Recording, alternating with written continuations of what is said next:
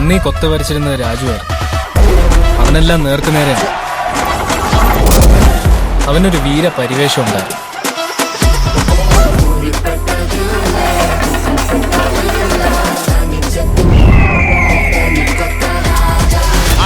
அடி எப்படி அடிக்கணும் தெரியுமா? பாரு.